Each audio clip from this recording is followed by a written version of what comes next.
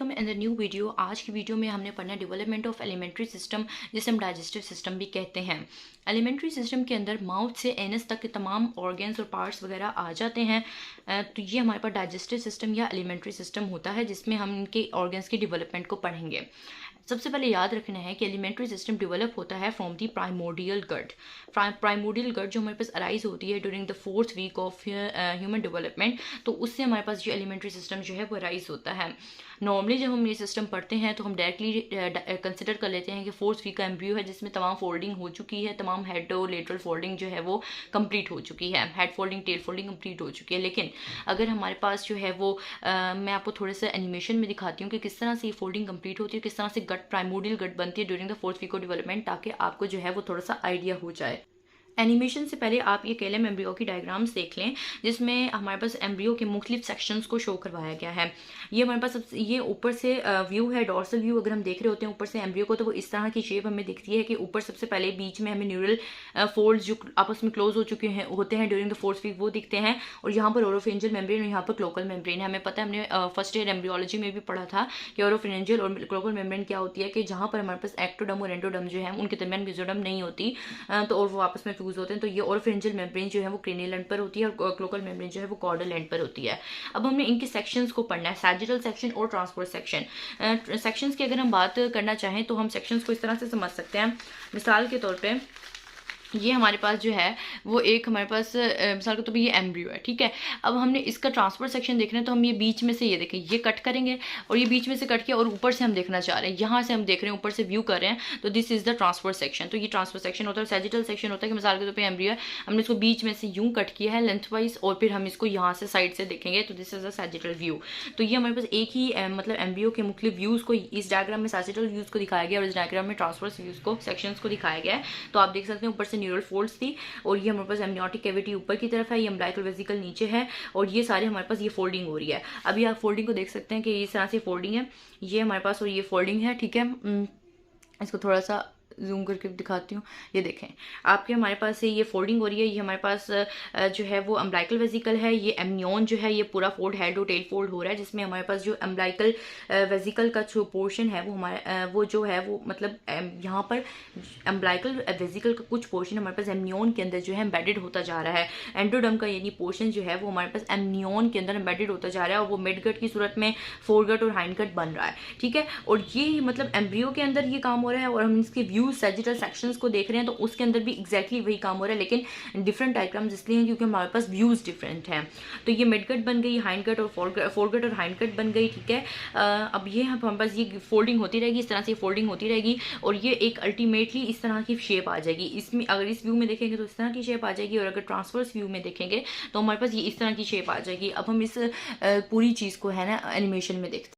अब हम पढ़ रहे हैं folding in the transverse plane. Transverse plane के अंदर फोल्डिंग, इसमें cranial end of the embryo, amniotic cavity, umbilical vesicle, तमाम चीज़ें शो हो रही हैं। ट्रांसवर्स प्लेन में एम्ब्रियो की कट हुई है, और अब हम इस प्लेन में जो है वो फोल्डिंग देख रहे हैं। ये फोल्डिंग हम क्यों देख रहे हैं, इसलिए देख रहे हैं ताकि आपको पता चले कि ये जो गट है वो डेवलप हो रही है, और गट से हम डेवलपमेंट ऑफ एलिमेंट्री सिस्टम फिर पढ़ेंगे। ये जो ये येलो में शो हो रही है, ये अम्बिलिकल वेसिकल है, और ये जब एम्बेडेड हो जाती है एमनियन के अंदर, तो ये हमारे पास गट बनाती है। और ये जब गट बन जाती है, तमाम फोल्डिंग के बाद जब गट बनती है, तो उन गट से आउटपोचिंग होती है स्ट्रक्चर्स की, और आउटपोचिंग की वजह से फिर हमारे पास फोरगट के, मिडगट के, हाइंडगट के स्ट्रक्चर्स बनते हैं। तो देखें किस तरह से ये अम्बिलिकल वेसिकल जो है ये अम्नियोटिक कैविटी के अंदर जो है एम्बेडेड होती जा रही है, और अम्बिलिकल वेसिकल का कनेक्शन बिल्कुल कम सा रह गया है, और ये बिल्कुल छोटा सा कनेक्शन जो है वो ये जो रेड येलो में शो हो रही है, ये हमारे पास गट होती है, और जब ये पूरी की पूरी एम्बेडेड हो जाती है तो ये हमारे पास ये बनाती है एलिमेंट्री सिस्टम। देखें अब ये फाइनल पोजीशन जो है अटेन हो जाएगी फोल्डिंग के बाद। ये फोल्डिंग हो रही है, और फोल्डिंग के बाद जो है ये फाइनल पोजीशन जो है वो अटेन हो जाएगी। ये देखें ये फाइनल पोजीशन अटेन हो गई है। अब हम पढ़ेंगे सैजिटल सेक्शन में फोल्डिंग। ये देखिए सैजिटल सेक्शन में फोल्डिंग हो रही है, व्यू एक ही है, लेकिन फोल्डिंग जो है वो दिखाई जा रही है मुख्तलिफ सेक्शंस में। मैंने आपको सिर्फ इसलिए बताया है कि आपको पता चले कि गट के में किस तरह से फोल्डिंग आपको ये सारी डायग्राम्स जो हैं वो केएलएम से पढ़ाती हूँ। दरअसल अब हमारे पास एक्चुअल टॉपिक एलिमेंट्री सिस्टम का स्टार्ट हुआ है। ये जो मैंने आपको पिछली बातें बताई हैं सिर्फ इस बात ओवरव्यू के लिए बताई हैं कि आपको पता चले कि गट जो हम पढ़ रहे हैं, डेवलपमेंट ऑफ एलिमेंट्री सिस्टम पढ़ रहे हैं, वो अराइज कैसे होती है, उसके डेवलपमेंट के लिए कहाँ से आती है वो गट। अब वो जो येलो में हम पढ़ रहे थे वो ये जो आपको येलो में इस डायग्राम्स के अंदर येलो में जो चीज़ दिख रही है, येलो में जो चीज़ आपको देखें करीब से, ये जो हमें येलो में जो चीज़ें दिख रही हैं येलो के अंदर, ये हमारे पास गट है। जो फोल्डिंग के बाद हमारे पास ये शेप अटेन हो जाती है। जब एम्ब्रियो की फोल्डिंग होती है, हेड फोल्ड हो जाता है, टेल फोल्ड हो जाता है, ट्रांसफर वो लेटरल फोल्डिंग हो जाती है, तो ये शेप जो है हमारे पास अटेन हो जाती है। अब ये जो हमें एम्ब्रियो की वाली शेप अटेन हुई है, ये अब येलो में जो चीज़ देख रहे हैं, this is the umbilical vesicle. Umbilical vesicle जो है वो हमारे पास अम्बिलिकल वेसिकल जो है ये प्लेसेंटा में जा रही होती है, और प्लेसेंटा के थ्रू जो है वो न्यूट्रिएंट्स की एक्सचेंज हो रही होती है।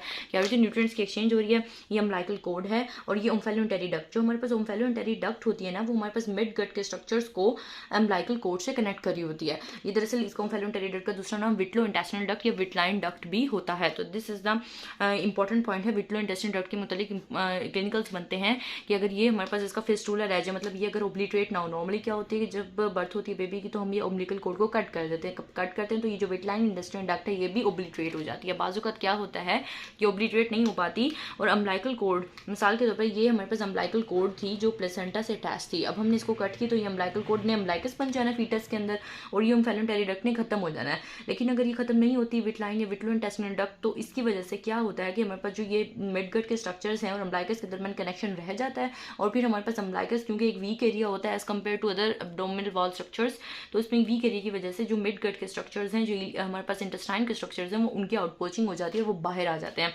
तो this is important clinical. Omphaloenteric duct की परसिस्टेंट नहीं होनी चाहिए। अगर ये पेटेंट रह जाती है तो मसाइल होते हैं। अभी हम येलो वाले आप इस सिर्फ गट के लिए इन येलो स्ट्रक्चर्स पे गौर करना है। सबसे पहले हमारे पास स्टार्ट होता है, ये ऊपर सबसे पहले हार्ट प्रेजेंट है, ये देखें ये सबसे पहले ऊपर हार्ट प्रेजेंट है। ये फेरिंग्स का एरिया है। ये पीछे सबसे पहले पीछे होती है वर्टेब्रल कॉलम। उसके आपको पता होना चाहिए कि जो एओटा होती है हमारे पास पोस्टीरियर एब्डोमिनल वॉल के करीब प्रेजेंट होती है। एओटा जब आपको नॉर्मल पोजीशन ऑफ ऑर्गन्स पता होगी कि सबसे आगे स्टमक लिवर होते हैं, उससे पीछे पैनक्रियास ड्यूडेनम होते हैं, स्प्लीन होते हैं, उससे पीछे हम जाएंगे मजीद तो किडनी एओटा वगैरह दिखते हैं। एओटा बिल्कुल पोस्टीरियर एब्डोमिनल वॉल यानी लंबर वर्टिब्री के बिल्कुल आगे हमें दिख रहे होते हैं एओटा। यानी अगर लंबर वर्टिब्री के पीछे से देखेंगे तो लंबर वर्टिब्री को हटाएंगे तो हमें एओटा और किडनीज वगैरह दिखेंगी। तो एओटा बिल्कुल पीछे प्रेजेंट होता है, उससे आगे हमें ये गट का स्ट्रक्चर्स दिखेंगे। अभी जो उससे आगे सॉरी ये व्यू का थोड़ा सा हो गया था। अभी जो हमारे पास फेरिंग्स है, ये हमारे पास गट के जो स्ट्रक्चर्स होते हैं ये हमारे पास डेवलप होते हैं। फेरिंग सबसे ऊपर, अगर फोरगट के डेरिवेटिव्स पढ़ें, फोरगट के अगर हम डेरिवेटिव्स पढ़ते हैं तो ये डेरिवेटिव्स देखें। प्राइमोडियल फेरिंग्स भी फोरगट का डेरिवेटिव है। Respiratory system, oesophagus, stomach, duodenum, ये सारी चीज़ें हमारे पास फोरगट के डेरिवेटिव्स में आती हैं। लेकिन हमने क्योंकि डाइजेस्टिव सिस्टम की डेवलपमेंट पढ़ रहे हैं तो डाइजेस्टिव सिस्टम में हम ईसोफेगस से स्टार्ट करते हैं। फेरिंग्स की डेवलपमेंट और ये लोअर रिस्पायरेटरी सिस्टम की ये सारी उसमें चली जाती है रिस्पायरेटरी सिस्टम की डेवलपमेंट में। दरअसल हमारे पास फेरिंग्स के अब हम इसोफेगस की डेवलपमेंट पढ़ेंगे कि how the oesophagus develop from special